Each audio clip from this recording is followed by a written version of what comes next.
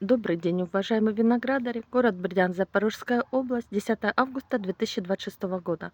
Хочу предоставить вашему вниманию виноград.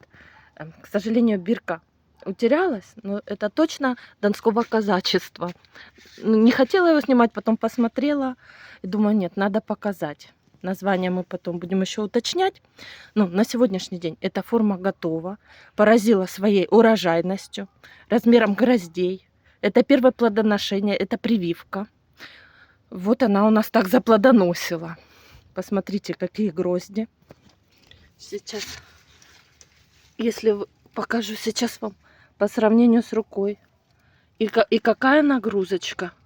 И вышла на такие ранние сроки у нас. Сейчас покажу вам в разрезе. Вот, мякоть тут плотная, мясистая, даже с подхрустом. Посмотрите, косточка уже коричневая, то есть ягода полностью готова.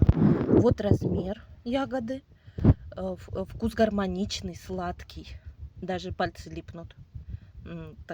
Такая сладость, без кислоты.